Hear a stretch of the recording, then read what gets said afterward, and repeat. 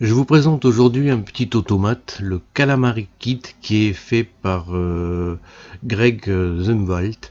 C'est un gars qui fait pas mal d'automates et qui sont très très bien réalisés. Vous pouvez les trouver sur Instructable et vous avez tous les fichiers nécessaires à l'impression. Il y en a un paquet. Et dans la documentation, vous pourrez constater que tous les détails du montage sont illustrés de photos. Le site est très bien fait et vous ne serez pas déçu par l'objet que ce gars vous propose de faire.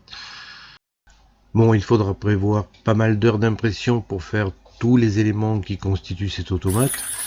Mais une fois que vous l'aurez réalisé et bien réglé, vraiment, c'est avec un seul moteur, il arrive à gérer plein de mouvements différents.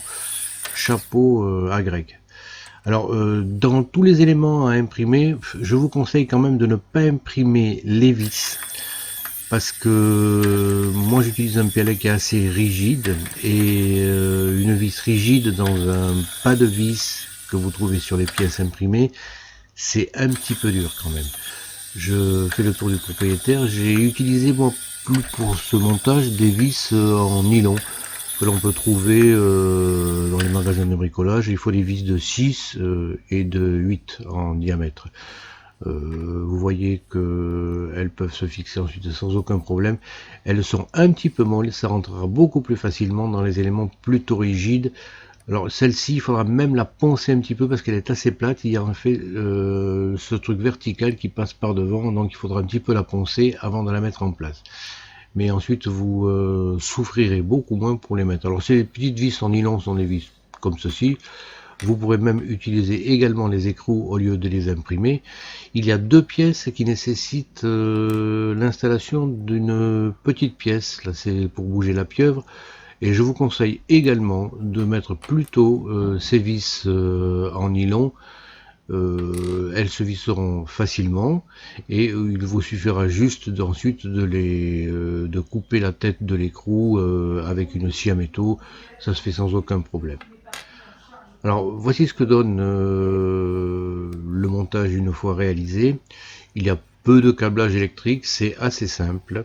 Il faudra juste prévoir une petite encoche pour que le support de pile puisse vraiment bien s'encastrer dans le montage global. Mais il n'y a pas grand chose à changer dans ce qu'il a fait, donc à part ses vis. Alors avec la Tenlog, vous apprendrez également à imprimer la cruche qui est en deux couleurs et également le bouton de lancement. La troisième pièce à imprimer en trois couleurs, c'est en deux couleurs, je veux dire, c'est le cache, les tonneaux. Alors c'est très difficile à imprimer. La façon dont on imprime, on utilise énormément de supports. Il faut presque la pièce avec des supports fait pratiquement 400 grammes de filament. Alors j'ai préféré l'imprimer verticalement. Alors vous voyez, moi j'ai utilisé du bois, du filament bois. Alors le filament bois, je gère très très mal la rétraction, mais c'est assez difficile. Et j'ai imprimé ensuite par ailleurs les arceaux qui sont collés sur les tonneaux. Alors, vous voyez que toutes les vis sont en place et je vous conseille vraiment fortement de prendre des vis en nylon, ce sera beaucoup plus facile, vous verrez. Alors voilà ce que donne. Alors on peut mettre en marche un petit interrupteur sur les piles et vous appuyez sur le bouton. Le robot fait 3 ou 4 mouvements pour déplacer la bille et c'est vraiment bluffant. Alors moi je trouve ça assez super.